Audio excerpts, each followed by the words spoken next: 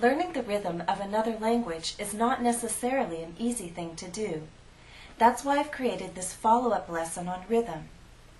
I thought it would be helpful for you to have additional practice with stress and phrases and at the sentence level. We're going to begin by reviewing those rhythmic patterns I presented in Lesson 8, and then I'm going to share a couple new ones with you. Here are the lesson objectives. To strengthen your understanding of rhythm at the sentence level. To strengthen your ability to read aloud with natural rhythm. To help you begin to apply rhythmic patterns in oral reading to free speech. So if you're ready now, let's get started. Remember pattern 1. When we speak in phrases and at the sentence level, we usually stress content words and not function words. Content words include nouns, verbs, adverbs, adjectives, and numbers. Function words include articles, short prepositions, helping verbs, and most pronouns. Example: can we talk about hairstyles? It'll be fun, I promise. Exercise 1. Read the following 3 statements aloud. Try to identify and then stress all the content words. Finally, listen to the correct reading and repeat. If you need more time to read these statements, use the pause button.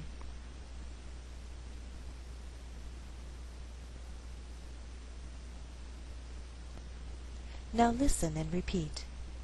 1. I've had long, straight hair for most of my life. 2. A simple hairstyle makes life easier.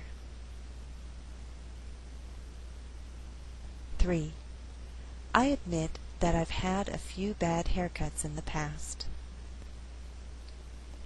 Remember pattern 2. When words are grouped into meaningful phrases or thought groups, there is usually one word that receives the most stress. That word is generally the final content word. Example: how would you describe your present hairstyle? Is it conservative?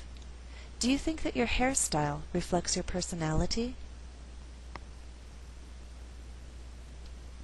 Exercise 2. Read the following text aloud.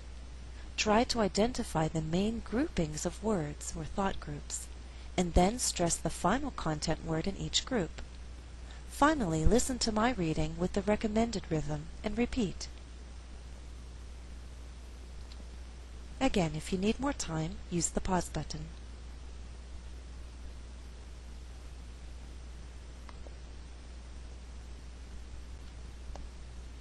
Now listen and repeat. This is embarrassing. I admit the hairstyle was bad. Around 12 or 13, I cut my hair short. I don't know why. Let me make a quick note here about numbers. Numbers like 13, 14, 15, and so on have shifting stress, meaning it can be on the first or second syllable. Now when we count, the stress is on the first syllable. For example, 10, 11, 12, 13. In my text here, 13 is part of a phrase, and it's the last word in a phrase. It's the last word before a pause. In this case, we shift the stress to the second syllable. If 13 is not the last word in a phrase, then we tend to shift the stress back to the first syllable. So if I said I was 13 years old, stress is on the first syllable, 13 years old. Understand? Let's go on. Read Part B aloud as you think it should be read.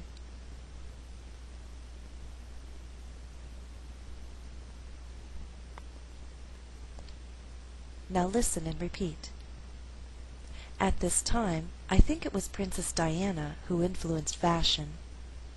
Perhaps this was a sorry attempt to look like a princess.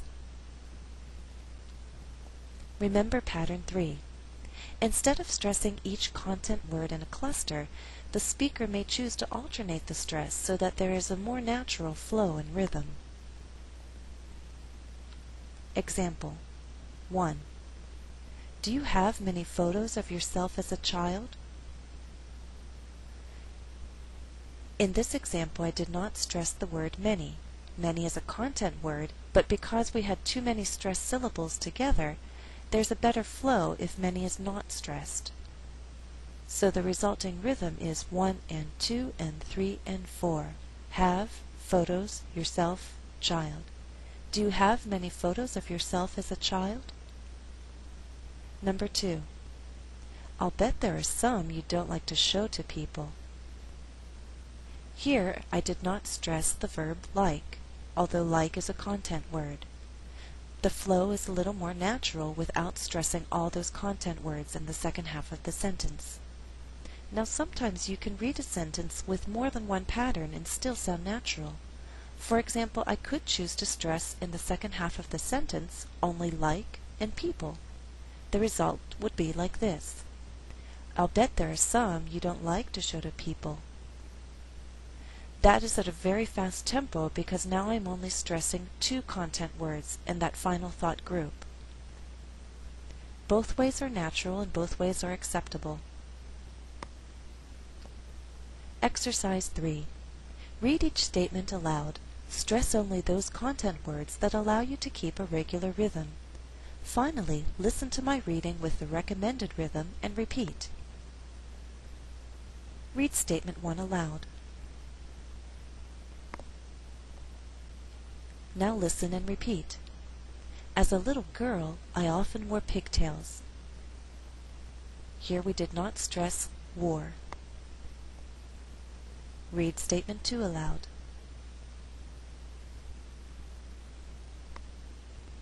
Now listen and repeat. Around age 8 or 9, my hair looked rather wild. An alternative reading would stress only hair and wild in the second half of the sentence. The sentence would then have to be read at a faster tempo. Listen to the result. Around age 8 or 9, my hair looked rather wild. Both ways are acceptable, both ways are natural. Read statement 3 aloud. Now listen and repeat. When Jennifer was 15, curly hair was in. Here we did not stress hair. Here 15 is at the end of a phrase, so the second syllable is stressed. Also here, in is not a preposition, it's not a function word, it's an adverb, it's part of a phrasal verb, be in, so we're going to stress it because in is at the end of the sentence. It's at the end of a thought group. Remember pattern 4. Native speakers break normal rhythmic patterns when it's necessary to emphasize certain words. Doing so can contrast 2 ideas or clarify a misunderstanding. Example. Some people take a short amount of time to style their hair. Others take a long time. Here, the stressed words create a contrast. Exercise 4. Read each statement aloud. Try to stress those content words that either contrast 2 ideas or clarify a misunderstanding. Finally, listen to my reading with the recommended rhythm. 1. Read the statement aloud.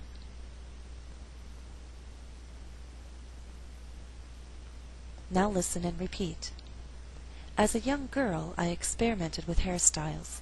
Now that I'm older, I'm more conservative. 2. Read the statement aloud.